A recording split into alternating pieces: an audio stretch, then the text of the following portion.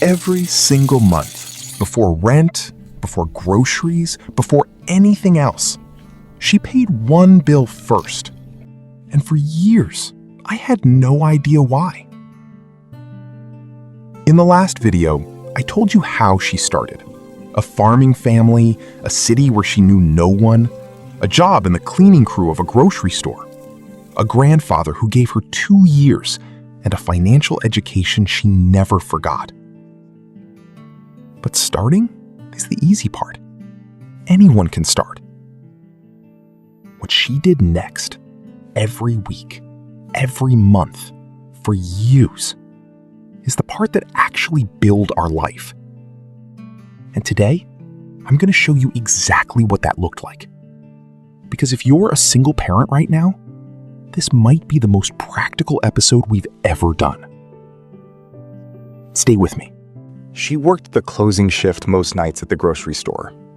By the time she got home, I was already asleep. But before she went to bed, every single night she worked, she sat at that kitchen table and opened her notebook. Not to worry, not to stress, to account. She wrote down exactly what she had spent that day. Every dollar, every cent that had left her hands. And then she looked at what was left and confirmed, in her own handwriting, that the plan was still intact. I found that notebook once when I was maybe 7 or 8. I didn't understand what I was looking at. Just columns of numbers and dates, page after page after page. Now I understand exactly what I was looking at. I was looking at discipline. Real discipline. Not motivation. Motivation comes and goes. The kind of discipline that shows up tired, sits down anyway, and does the work because the alternative is chaos. That notebook was her financial system, and it never failed us. But the notebook was just the tool. The real secret was the order in which she did things. What she paid first, what she saved first, and what she never, not once in all those years, let slide past its due date. That's coming up right now. Here's something my grandfather taught her that I didn't learn until I was an adult researching personal finance. The order in which you pay your obligations is not random. It's a strategy. She paid herself first, before rent, before utilities, before groceries. Every single paycheck, a small amount went into a separate place she didn't touch. Not a bank account. A jar on the countertop. Her word for it wasn't savings. Her word for it was the untouchable. Then came rent. Always on time, always the full amount.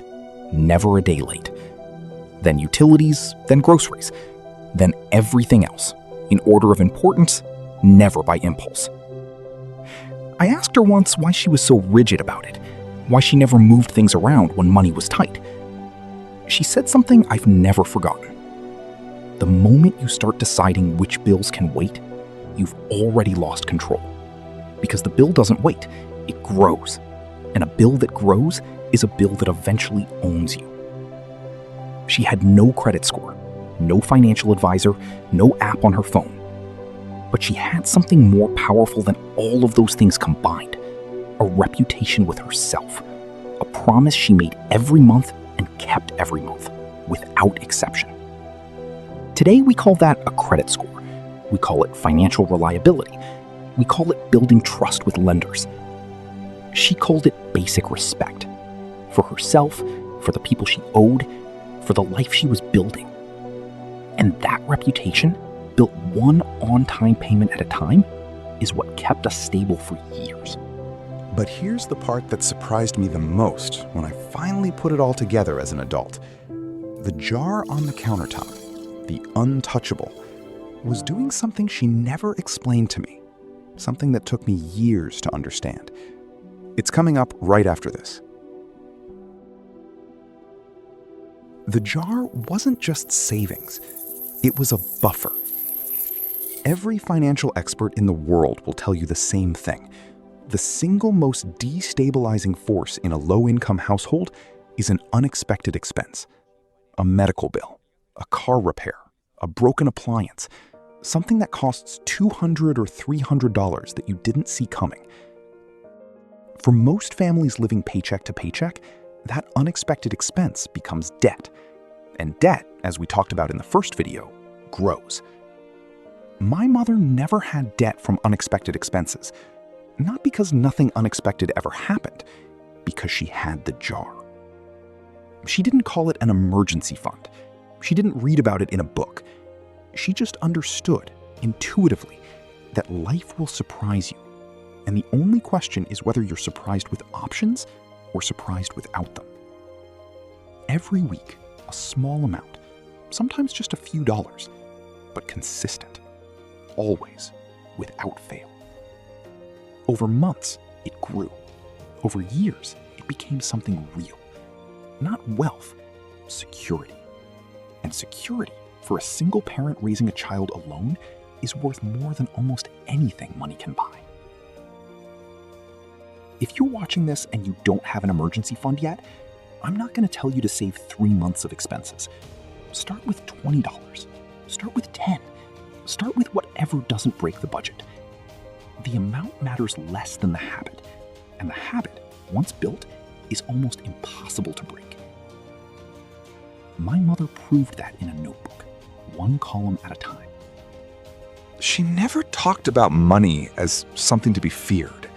That always struck me as remarkable, given how little of it she had. Money, in our house, was something to be managed, respected, accounted for, but never feared.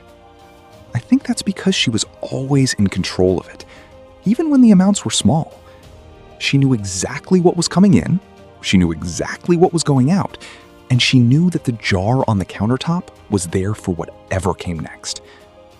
That sense of control, that quiet confidence that comes from knowing your numbers, is something I've tried to carry with me my entire adult life.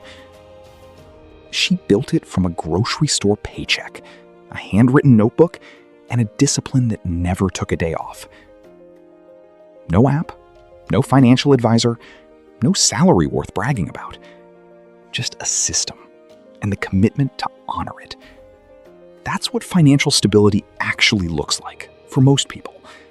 Not a windfall, not a promotion, a system built slowly, honored consistently, and passed down, whether you mean to or not, to the people watching you. She was passing it down to me every night at that kitchen table. And now, I'm passing it down to you. If this is the first video of mine you're watching, go back to the beginning. This is part 3 of her story, and it's better with context. Subscribe if you want to be here for the last chapter. And leave a comment. Do you have a system like hers? A notebook, an envelope, a jar, anything? I want to know. Because next video, the final chapter of her story when I was a child, the lesson she taught me that had nothing to do with money and everything to do with it. She had a phrase she repeated so many times I stopped hearing it, until the day I finally understood what she meant. Next video. Don't miss it.